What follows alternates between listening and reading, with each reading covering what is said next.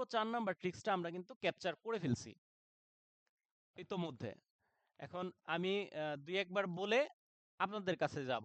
আপনারা ৪ নাম্বার ট্রিক্সটা মুখস্থ হইছে কিনা আমার সাথে আপনারা বলবেন। এখন আমার সাথে প্র্যাকটিস করেন আমি যেভাবে বলি। সর্বপ্রথম আমরা একবারে ৪ নাম্বার ট্রিক্স চ দিয়া শুরু। চোর। চোর বল প্রয়োগে দস্যু ডাকাতের মতো অপরের সম্পত্তি আত্মসাৎ করতে বিশ্বাসভঙ্গ, চোরাই সম্পত্তি গ্রহণ এবং প্রতারণা সম্পর্কিত অপরাধে জড়িয়ে পড়ে। শেষ।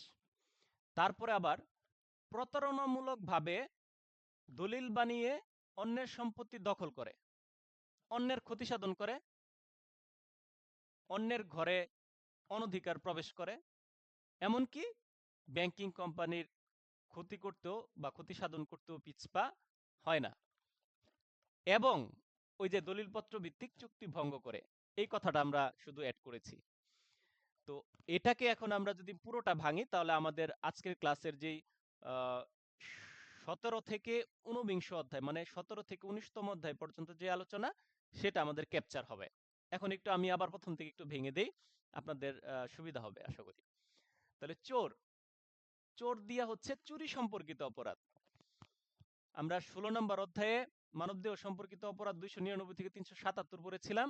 এখন 17 নম্বর অধ্যায় 377 পরবর্তী যে ধারাটা 378, অর্থাৎ চোর চোর দিয়া চুরি সম্পর্কিত অপরাধ 378 থেকে 382 ধারা। তারপরে হচ্ছে বল প্রয়োগে, মানে বল প্রয়োগে সম্পত্তি আদায় সম্পর্কিত অপরাধ 82 পরে 83, 383 থেকে 389 ধারা, বল প্রয়োগে সম্পত্তি সম্পর্কিত অপরাধ। পরে যে দস্যু ডাকাতের মতো, এখানে হচ্ছে দস্যুতা ও ডাকাতি সম্পর্কিত অপরাধ 390 থেকে 402 ধারা। অপরের সম্পত্তি আত্মসাৎ, আত্মসাৎ দিয়ে হচ্ছে অপরাধমূলক সম্পত্তি আত্মসাৎ সম্পর্কিত অপরাধ 403 থেকে 404 ধারা। তারপর হচ্ছে বিশ্বাসভঙ্গ, অপরাধমূলক বিশ্বাসভঙ্গ সম্পর্কিত অপরাধ 405 থেকে 409 ধারা।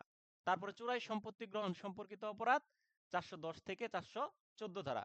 প্রতারণা সম্পর্কিত অপরাধে জড়িয়ে পড়ে, এই প্রতারণা সম্পর্কিত অপরাধ হচ্ছে 415 থেকে 420 ধারা। তারপরে প্রতারণামূলকভাবে দলিল বানিয়ে অন্যের সম্পত্তি দখল সম্পর্কিত অপরাধ 421 থেকে 424 ধারা। অনিষ্ট ক্ষতি সাধন সম্পর্কিত অপরাধ 425, 426 থেকে 440, মানে একবারে 425 থেকে 440 পর্যন্ত নিতে পারেন। ঠিক আছে। তারপরে কি অপরাধ অনধিকার গৃহে প্রবেশ করে, অনধিকার অপরাধমূলক অনধিকার গৃহে প্রবেশ সম্পর্কিত অপরাধ 441 থেকে একেবারে 462 ধারা পর্যন্ত হবে। আর ব্যাংকিং কোম্পানির ক্ষতি সাধন হবে 462 ক থেকে 462 খ ধারা। তারপরে আমরা ওই যে দলিলপত্র ভিত্তিক চুক্তি ভঙ্গ করে, দলিলপত্র জাল দলিল জালিয়াতি সম্পত্তির ট্রেডমার্ক সম্পত্তির যে চিহ্ন সম্পর্কিত যে অপরাধ এখানে আছে আমাদের 18 নম্বর অধ্যায় 463 থেকে 489 ধারা। আর সর্বশেষ 19 অধ্যায় 491 থেকে 492, এখানে হচ্ছে চুক্তি ভঙ্গ করে যেটা হচ্ছে, এটা হচ্ছে চাকরির চুক্তি ভঙ্গকরণের যে বিষয় আছে সেই বিষয়টা হচ্ছে 491 থেকে 492। এই হচ্ছে আমাদের আজকের ক্লাসের চতুর্দশ মানে 4 নাম্বার ট্রিক্সের যেই আলোচনাটা বা ট্রিক্সটাকে ভেঙে ভেঙে কিভাবে শিখতে হয় সেই স্ট্র্যাটেজিটা আপনাদের সাথে শেয়ার করা হলো। আপনারা এই 4 নাম্বার ট্রিক্সটা খাতায় আগে লিখবেন ঠান্ডা মাথায়। লিখার পরে আপনাদের কাজ হচ্ছে সেটাকে ভেঙে ভেঙে আয়ত্ত করা এবং কয়েকবার জোরে জোরে বলা, এবং আমাদের ক্লাসের যে ভিডিও রেকর্ডটা থাকবে সেটা একটু দেখা। এই ক্লাসের ভিডিও রেকর্ডটা আপনার অনেক স্ট্রং একটা ভূমিকা পালন করবে আপনাকে এই বিষয়গুলো মনে করায় দেওয়ার জন্য। তাহলে এই 4 নাম্বার ট্রিক্সটা আমার এখানে মনে হয় লেখারও প্রয়োজন নাই, লিখে সময় নষ্ট করার প্রয়োজন নাই। এই 4 নাম্বার ট্রিক্সটা ইতোমধ্যে আপনারা ক্যাপচার করে ফেলেছেন, খাতায় হ্যান্ড নোটও নিয়ে নিয়েছেন। আমি পিডিএফটা দিয়ে দিব, সেই পিডিএফটার আলোকে আপনারা পুরো বিষয়টাকে রিভিশন দিতে পারবেন বলে আমি আশাবাদী। তো এখন আপনাদের সাথে আমার পুরো মানে পুরনো পড়াশোনায় চলে যেতে হবে। যেহেতু আমি 4 নাম্বার ট্রিক্সটা আপনাদের ক্যাপচার করতে পেরেছি, সেজন্য আমরা একেবারে প্যানেল কোডের একবারে শুরুতে স্মৃতিচারণায় চলে যাই, স্মৃতি পুনর্জীবিত করি আমরা। চলেন। আমাদের 1860 সালের যে প্যানেল কোডটা আইনটা পড়েছি আমরা, সেটা হচ্ছে 45 নং আইন। এই আইনটাতে টোটাল 23টা অধ্যায় আছে, ধারা আছে 511টা। সবুর ভাই মানে হাসতেছে কাঁদতেছে দুইটা একসাথে করতেছে, মনে মনে ভাবতেছে স্যার আবার রিপিট করতেছে, আবার রিপিট করব, আবার রিপিট করব। এটা রিপিটের উপরেই চলবে। এই বেসিক ফাউন্ডেশন আপনার হয়তোবা ক্লিয়ার হয়েছে, অন্যদের ক্লিয়ার হয় নাই। তার জন্য এটা একবারে ঝরঝরা করে ছাড়বো আমি আপনাদেরকে। তাহলে আমরা শুরুতে এটা বলে নিলাম, এবং আমরা বলছিলাম যে আমাদের পঞ্চম অধ্যায়ের পর অতিরিক্ত একটা অধ্যায় পঞ্চমের ক, এটা আমরা উপ অধ্যায় বলবো। আর নবম অধ্যায়ের পরে নবমের ক, এটাও আমরা একটা উপ অধ্যায় বলবো। এই উপ অধ্যায় আমাদের আছে এই পেনাল কোডে। তো এই পেনাল কোড আইনটাকে আমাদের তত্ত্বগত আইন, বিধিবদ্ধ আইন বা মৌলিক আইন বিভিন্ন ভাবে বলা হয়। আপনি যদি তত্ত্বগত মনে রাখেন তত্ত্বগত মনে রাখেন, বিধিবদ্ধ মনে রাখলে বিধিবদ্ধ মনে রাখেন, বা মৌলিক এটা যদি আলাদাভাবে কেউ মনে রাখতে চান মনে রাখতে পারেন। তো এই আইনটা দণ্ডবিধি আইন কেন বলা হয়, এই আইনকে বা পেনাল কোড আইন কেন বলা হয়? এই আইনকে পেনাল কোড বা দণ্ডবিধি আইন বলার কারণ হচ্ছে এই আইনে আমাদের সাধারণত আমাদের যে মানবদেহ এবং সম্পত্তি নিয়ে যেই ধরনের অপরাধগুলা সংগঠিত হয়, সেই সকল অপরাধের সংজ্ঞা, অপরাধ সংগঠনের উপাদান এবং ওই সকল অপরাধের ধরন অনুযায়ী শাস্তির বর্ণনা বা পরিমাণ দেয়া থাকে। ইভেন এই আহ, অপরাধের বিচারিক যে কার্যক্রমগুলো সেটা এই আইনে দেওয়া থাকে না, যে ফৌজদারি কার্যবিধিতে দেওয়া থাকে। এই জন্য এই আইনকে আমরা দণ্ডবিধি বা পেনাল কোড আইন হিসেবে অভিহিত করি, এবং এটা হচ্ছে বিধিবদ্ধ বা তত্ত্বগত আইন। তো এই আইনের ইতিহাসটা আমরা একটু বলেছিলাম যে এই আইনটা অষ্টাদশ শতাব্দীর দিকে আমাদের পার্শ্ববর্তী দেশ ভারতে আম, প্রথম আইন কমিশন গঠন করা হয়। ওই আইন কমিশনে থমাস বেবিংটন ম্যাকুইলে ছিলেন চেয়ারম্যান, আর তার সাথে 3 জন কমিশনার বা সদস্য ছিল। সেই 3 জন কমিশনার বা সদস্যের নাম আমি না বলি, এটা আমি আপনাদের আগেও বলেছি। তো তাদেরকে নিয়ে পরবর্তীতে সেটার খসড়া হয়। এর পরবর্তী 3 বছরে 18 শতাব্দীর 1834-এ একটা কমিশন গঠন করার জন্য সবাই একত্রিত হয়। পরবর্তী 3 বছর পরে খসড়া প্রণয়ন করা হয়। এর পরবর্তীতে 1860 সালের 6 অক্টোবর সংসদ তাদের সংসদ থেকে সেই বিলটা পাশ হয়, এবং 1862 সালের 1 জানুয়ারিতে সেটা আইপিসি বা ইন্ডিয়ান পেনাল কোড হিসেবে সেটা স্বীকৃতি পায় তাদের দেশে। পরবর্তীতে এই আইনটা যখন ভারত থেকে পাকিস্তান রাষ্ট্রের সৃষ্টি হয় যখন 1947 সালে, তখন পাকিস্তান সেটা পিপিসি বা পাকিস্তান পেনাল কোড হিসেবে তাদের দেশে এটার কার্যকারিতা শুরু হয়। এর পরবর্তীতে আমাদের বাংলাদেশ যখন সৃষ্টি হয় 1971 সালের পরবর্তীতে 1972 সালের 22 মে আমাদের মহামান্য যে রাষ্ট্রপতি ছিলেন, উনার 48 নং যে অধ্যাদেশ আছে, সেই অধ্যাদেশের ক্ষমতা বলে বা আদেশ বলে বাংলাদেশেও এই পেনাল কোডের কার্যক্রম শুরু হয়ে যায়, দণ্ডবিধির কার্যক্রম শুরু হয়ে যায়। তো এই ছিল আমাদের মানে শুরুর দিকের আলোচনা। তারপরে আমরা 1 নম্বর ট্রিক্স বলেছিলাম যে এই সূচনা ও ব্যাখ্যা সমূহ সাজা প্রসঙ্গে, কিন্তু ব্যতিক্রম সমূহ অপরাধের সহায়তা ও ষড়যন্ত্র প্রসঙ্গে, এটা বলেছিলাম। এখানে আমরা ওই প্রথম থেকে পঞ্চমের ক অধ্যায় পর্যন্ত এখানে রেখেছি। তো সূচনা হচ্ছে প্রথম অধ্যায় 1 থেকে 5 ধারা, ব্যাখ্যাসমূহ সাধারণ ব্যাখ্যাসমূহ 6 থেকে 52 ক ধারা, তারপরে সাজা সম্পর্কিত তৃতীয় অধ্যায় আমাদের 53 থেকে 75 ধারা, তারপরে আমাদের সাধারণ ব্যতিক্রম 76 থেকে 95, এর সাথে আবার ইনক্লুড আছে আত্মরক্ষার ব্যক্তিগত অধিকার 96 থেকে 106, এটা একটু আলাদা করে বলছিলাম আপনাদের। তারপরে হচ্ছে আমাদের পঞ্চম অধ্যায় অপরাধের সহায়তা সম্পর্কিত অপরাধ 107 থেকে 120, পঞ্চমের ক অধ্যায় 120-এর ক থেকে 120-এর খ অপরাধমূলক ষড়যন্ত্র। প্রথম ট্রিক্সটা আবার রিভিশন হয়ে গেল। 2 নম্বর ট্রিক্সে আমরা পড়েছিলাম আমাদের ষষ্ঠ অধ্যায় থেকে 15 নম্বর অধ্যায় পর্যন্ত একবার এই 2 নম্বর ট্রিক্সটা। তো 2 নম্বর ট্রিক্সটা কি ছিল? রাষ্ট্রবিরোধী সেনাবাহিনী ও জনগণের শান্তিবিরোধী সরকারি কর্মচারীগণ নির্বাচনে ক্ষমতার অবমাননা করে মিথ্যা সাক্ষ্য দ্বারা মুদ্রা, সরকারি স্টাম্প, ওজন জালিয়াতি করে, আর তারা কি করছে? জনস্বাস্থ্য, আম, নিরাপত্তা, সুবিধা, নৈতিকতা বা অপরাধ অপরাধের ক্ষতি সাধন, বিবিধ অপরাধ ও ধর্মের ক্ষতি সাধন করে সমাজ ও রাষ্ট্রের বিশৃঙ্খলা সৃষ্টি করছে। আমরা এই কথা দিয়া আমরা 2 নম্বর ট্রিক্সটা শেষ করছিলাম। তো এখানে আমাদের ষষ্ঠ অধ্যায় থেকে নবম অধ্যায় পর্যন্ত ছিল। তো এটাকে যদি আমরা ভাঙি, রাষ্ট্রবিরোধী সম্পর্কিত অপরাধ আমাদের 21 থেকে 130 ধারা, ষষ্ঠ অধ্যায়। সপ্তম অধ্যায় হচ্ছে আমাদের সেনা নৌ বিমান বাহিনী কর্তৃক যে কৃত অপরাধ আছে, এই এই সপ্তম অধ্যায়, ওখানে আমাদের 31 থেকে 140 ধারা। তারপরে হচ্ছে জনগণের শান্তি বিরোধী যে অপরাধ 141 থেকে 160 অষ্টম অধ্যায়, বা গণশান্তি বিরোধী যে অপরাধ, এখানে আমাদের বেআইনি সমাবেশ, দাঙ্গা এবং মারামারি সম্পর্কিত অপরাধ আছে এই অষ্টম অধ্যায় 141 থেকে 160।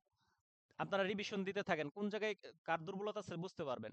তারপরে আমাদের নবম অধ্যায় 161, 161 থেকে একেবারে 171 পর্যন্ত বলা হয়েছে সরকারি কর্মচারী কর্তৃক যে কৃত অপরাধ, নবম অধ্যায়। তারপরে নবমের ক অধ্যায় আছে, নবমের পরে নবমের ক অধ্যায় 171-এর ক থেকে 171-এর ঝ পর্যন্ত, নির্বাচন সম্পর্কিত অপরাধ, নবমের ক অধ্যায়। তারপরে দশম অধ্যায় আমাদের হচ্ছে ওই 172 থেকে একেবারে 190 পর্যন্ত।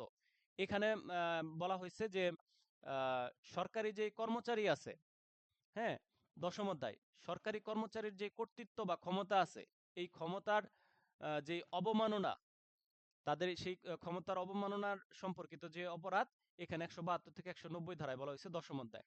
একাদশ অধ্যায় হচ্ছে মিথ্যা সাক্ষ্য এবং সাধারণ ন্যায় বিচার বিরোধী সম্পর্কিত যে অপরাধ, 191 থেকে 229। দ্বাদশ অধ্যায় হচ্ছে 230 থেকে 263 ক, মুদ্রা ও সরকারি স্টাম্প সম্পর্কিত যে অপরাধ, 230 থেকে 263 ক।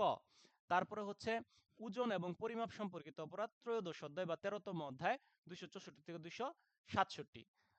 পঞ্চদশ অধ্যায় মানে 15 নাম্বার অধ্যায়, ধর্ম সম্পর্কিত না, চতুর্দশ অধ্যায় হচ্ছে জনস্বাস্থ্য, নিরাপত্তা সুবিধা, নৈতিকতা বা বিবিধ অপরাধ সম্পর্কিত অপরাধ, 268 থেকে 294 এর খ।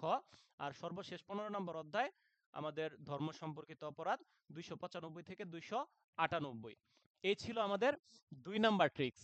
এই 2 নাম্বার ট্রিক্সের পরবর্তীতে আমরা 3 নাম্বার ট্রিক্স পড়েছিলাম, সেটা পড়েছিলাম আমাদের 16 নম্বর অধ্যায়, 3 নাম্বার ট্রিক্স, মানবদেহ সম্পর্কিত অপরাধ। এই মানবদেহ সম্পর্কিত অপরাধ আমরা প্রথমে ট্রিক্সের মধ্যে পড়ছিলাম যে জীবন ক্ষুণ্ণকারী অপরাধীরা নারীর গর্ভপাতের জন্য আঘাত, নারীর গর্ভপাতের জন্য আঘাত, আদিয়া শুরু, এখানে 5টা এলিমেন্টস আছে, আদিয়া শুরু, আদিয়া শেষ, আঘাত, তারপরে মাঝখানে হচ্ছে অদিয়া। অদিয়া হচ্ছে কি? অবৈধ বাধা, অদিয়া হচ্ছে অবৈধ অবরোধ, অদিয়া হচ্ছে অপরাধমূলক বল প্রয়োগ, সবার শেষে হচ্ছে আক্রমণ। তাহলে আদিয়া শুরু হয়েছে, আদিয়া শেষ হয়েছে। আক্রমণ করে, আক্রমণ করে, আর কি করে তারা? মনুষ্য হরণ, অপহরণ, দাস ব্যবসা, জোর করে শ্রম আদায় এবং নারী ধর্ষণের মতো জঘন্য অস্বাভাবিক অপরাধ করতেও পিছপা হয় না। এই ছিল আমাদের 3 নাম্বার ট্রিক্স। এখন এটাকে যদি আমরা ভাঙি 299 থেকে 377, এখানে আমাদের জীবন ক্ষুণ্ণকারী অপরাধ 299 থেকে প্রথম 311, তারপরে হচ্ছে গর্ভপাত সম্পর্কিত অপরাধ 312 থেকে 318। এই গর্ভপাতের বিষয়টা বুঝাইছি, গর্ভের ভিতরে থাকতে যে অপরাধগুলো সংঘটিত হয়, গর্ভ থেকে শিশু ভূমিষ্ঠ হওয়ার পরে যে অপরাধগুলো সংঘটিত হয়। ভূমিষ্ঠ হওয়ার পরে কি ধরনের অপরাধ সংঘটিত হয়?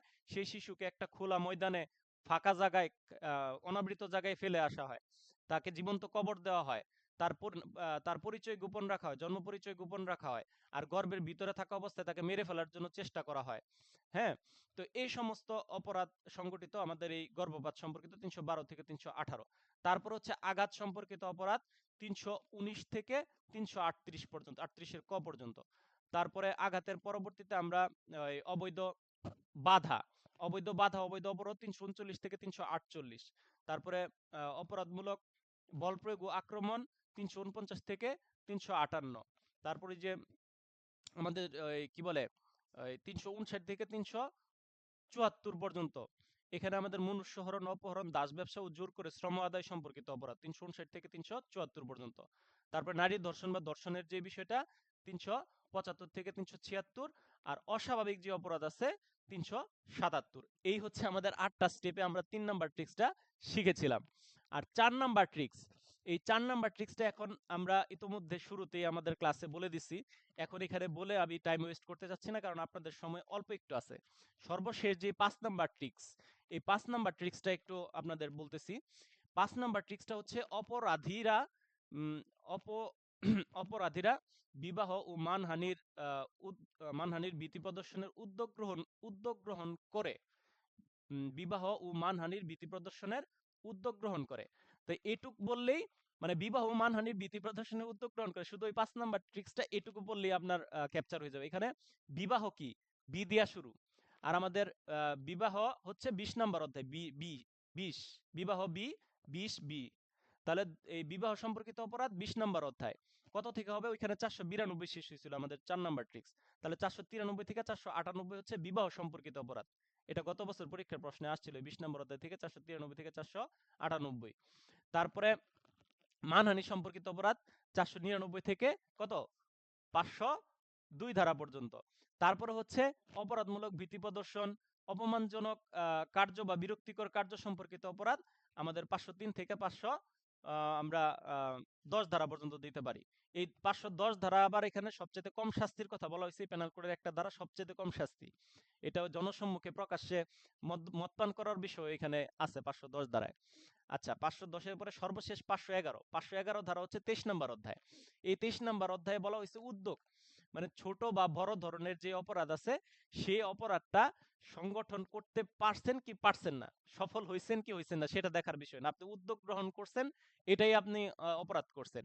সেটা হচ্ছে আমাদের এই 23 নম্বর অধ্যায় উদ্যোগ সম্পর্কিত অপরাধ 511 ধারা। এই ধারা থেকে বিগত বছরগুলোতে প্রশ্ন কিন্তু আসছে। এটাও একটা কমন ভিত্তিক এবং গুরুত্বপূর্ণ একটা ধারা। তো এই ছিল আমাদের মানে স্মার্ট 5টা ট্রিক্স পেনাল কোডকে খুব সহজে ইজিলি ক্যাপচার করার জন্য। আমি যেইভাবে আপনাদের ব্রিফ করলাম, আমি আশাবাদী, আমি বিশ্বাস করি, মন থেকে বিশ্বাস করি, আমার এই যে আলোচনাটা যখন করছি আপনাদের মেমোরিগুলা হালকা, অনেকের স্লো কাজ করেছে, অনেকের ফাস্ট কাজ করেছে, কিন্তু তারপরও কিছু কিছু জায়গায় আপনাদের উইকনেস আছে, সেটা আপনারা ফিল করতে পেরেছেন। তো সেই জন্য আপনাদেরকে আমার অনুরোধ থাকবে, যেই জায়গায় আপনি ফিলটা করেছেন সেই জায়গায় আপনার ইমপ্রুভমেন্ট করতে হবে। সেই জায়গায় আবার আপনি মেমোরাইজ করবেন, চোখ বন্ধ করে কল্পনা করবেন আমার কোন জায়গায় সমস্যা হচ্ছে। এইভাবে একটু প্র্যাকটিস করবেন ঘুমানোর আগে রাতে, আপনি দেখবেন সফলকাম হবেন। তো আপনাদের সফলতা কামনা করে, এই আশা আমি সবসময় কামনা করি, এই আশাবাদ ব্যক্ত রেখে আমি আমাদের আজকের ক্লাসের যেই মূল বিষয়বস্তু, মূল যেই 5টা স্মার্ট ট্রিক্স ছিল সেটা এখানে সমাপ্তি ঘোষণা করলাম। সবাই যার যার নিজ কর্মস্থলে থেকে নিজের পেশাদারিত্বকে সর্বোচ্চ প্রায়োরিটি দিয়ে নিজের সম্মানকে অক্ষুণ্ণ রেখে আপনারা আপনাদের ভবিষ্যৎ কেরিয়ারকে বিল্ড আপ করুন। সবার জন্য অনেক অনেক শুভকামনা। সবাই সুস্থ থাকুন, ভালো থাকুন। ধন্যবাদ সবাইকে। এই ছিল আমাদের আজকের ক্লাস। এখনো কি আরো সময় আছে? শেষ করে ফেলছি তো, আমি তো ভাবছি যে শেষ করতে পারবো না, দ্বিতীয় সেশন লাগবে।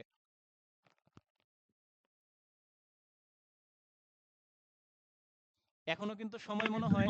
6 মিনিট আছে স্যার, 6 মিনিট আছে স্যার, হ্যাঁ, আলোচনা করেন স্যার। আচ্ছা, 6 মিনিট সময় এখনো আছে, জিয়া ভাই বলতেছে আলোচনা করার জন্য। তো 6 মিনিট সময়ে আমরা যদি আলোচনা করি, আপনাদের আলোচনার বিষয়বস্তু এখন এটাই বলবো। আমাদের আজকের ক্লাসটা হচ্ছে এই 2025 সালের একেবারে শেষের ক্লাস। এখন অনেকেই কিন্তু আছে যারা চিন্তা করতেছে যে আমরা জানুয়ারি থেকে শুরু করব, নতুন বছর থেকে শুরু করব।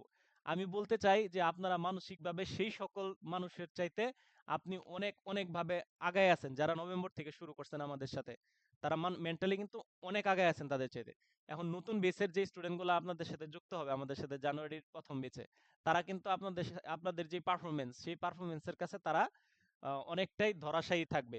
ওরা মনে মনে ভাববে, আরে ওরা এত জানে, এত ফাস্ট, কিন্তু আসলে তো আপনারা যে 1.5 মাস এফোর্টস দিচ্ছেন, 2 মাস এফোর্টস দিচ্ছেন, সেটা কিন্তু তারা খুনাক্ষরেও টের পাবে না। সেই জন্য আপনাদের এই ধারাবাহিকতা ধরে রাখেন। আর নতুনদের আমি চেষ্টা করব, যারা দুর্বল থাকবে দুর্বলদের তো আলাদা করে আলাদা বেসে আমি যুক্ত করবই, সেটা বলছি। এবারের পরিকল্পনা একবারে 100 ভাগ টার্গেট, 100 ভাগ আপনাদের পাস এনশিওর হইতে হবে। আর আমি ক্লাস শেষে ক্লাসের ভিডিও রেকর্ড এবং পিডিএফ দুইটাই দিয়ে দিব। আর এর মধ্যে যারা আমাদের পুরাতন স্টুডেন্ট আছেন তারা তো আছেনই, যারা নতুন আছেন, যারা ট্রায়াল ক্লাসে ছিলেন, যারা আমার প্রতি এই ট্রায়াল ক্লাসগুলো করে আস্থা রাখতে পারবেন বলে আশা রাখতেছেন, তাদেরকে আমি অনুরোধ করব আমাদের যে জানুয়ারি থেকে মূল যে ক্লাস, ওই মূল ক্লাসে যুক্ত হওয়ার জন্য। যারা যুক্ত হতে চাবেন, যারা আগ্রহী থাকবেন, তারা আমাকে পার্সোনালি হোয়াটসঅ্যাপে নক দিবেন। আমি ইনস্ট্রাকশন দিয়ে দিব, আপনাদের ভর্তি কনফার্ম করে মূল গ্রুপে আপনাদের নিয়ে যাব। ওই মূল গ্রুপের নাম আমরা কি দিতে পারি, এটা একটু আপনাদের কাছে মতামত চাচ্ছি। এমনি এখানে তো বেশিরভাগ আমাদের এটিএসআই, এএসআই নিরস্ত্র এই টাইপের স্টুডেন্টরাই আছে। টিএসআই বা এসআই নিরস্ত্র টাইপের স্টুডেন্ট নাই বললেই চলে। তো সেই জন্য আমাদের নামটা কি দেওয়া যেতে পারে আমাদের মূল গ্রুপের?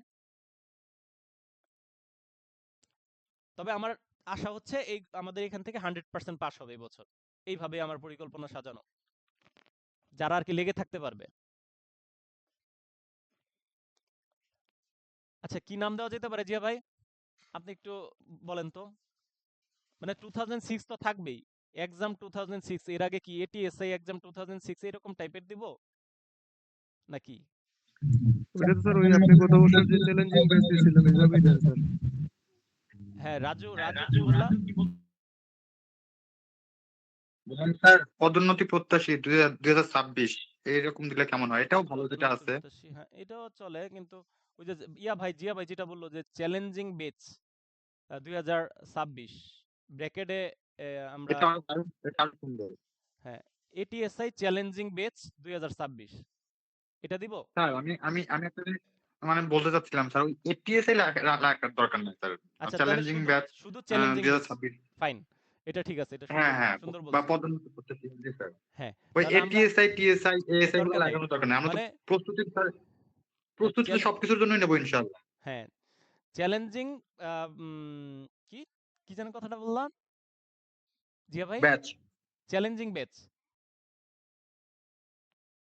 চ্যালেঞ্জিং কথাটা বলার কারণ স্যার এটাই হচ্ছে মানে সবার ভিতরে একটা থাকবে, হ্যাঁ যে হ্যাঁ হ্যাঁ টার্গেট থাকবে যে আমাদের একটা চ্যালেঞ্জ আছে, আমরা পাস করব। এইটা আর কি স্যার, একটা কথাটা কিন্তু একটা জায়গায় মানুষের মনের ভিতরে অনেকগুলো কথা আছে। চ্যালেঞ্জিং, হ্যাঁ চ্যালেঞ্জিং 100%, 100% চিহ্নটা দিয়া 100% চ্যালেঞ্জিং, 100% পাস। স্যার অথবা এটা লাগালে কেমন হয় স্যার? পদোন্নতি প্রত্যাশী চ্যালেঞ্জিং ব্যাচ 100%, মানে একসাথে অনেক লাগাই বড় দিলেন। হয়ে যায়। পদোন্নতি এটাও প্রত্যাশী, ঠিক আছে। চ্যালেঞ্জিং পদোন্নতি প্রত্যাশী 2006, 26 স্যার। সরি 2026, চ্যালেঞ্জিং পদোন্নতি প্রত্যাশী 2026, এটা এটা দিলেই মনে হয় বেটার হয়। তাহলে আমাদের নাম এটাই থাক, এটাই অনেকেই সমর্থন করছে দেখা যায়। চ্যালেঞ্জিং পদোন্নতি প্রত্যাশী 2026, এই বেচে যারা যুক্ত হতে চাবেন তারা পার্সোনালি আমাকে একটু নক দিবেন হোয়াটসঅ্যাপে। আর আমি ইনস্ট্রাকশন আমাদের মূল গ্রুপে দিয়ে দিব। আমাদের ক্লাসের পিডিএফ এবং রেকর্ডিং ক্লাস উভয় দুইটা জিনিস আমি গ্রুপে দিয়ে দিব, এবং আজকের ইনস্ট্রাকশন দিয়ে দিব। আর সবাইকে অগ্রিম আমাদের 2026-এর শুভেচ্ছা জানিয়ে আজকের ক্লাসের এখানে সমাপ্তি ঘোষণা করলাম। সবাই অনেক অনেক অনেক বেশি ভালো থাকবেন, নতুন বছর নতুনভাবে সাজাবেন। ধন্যবাদ সবাইকে।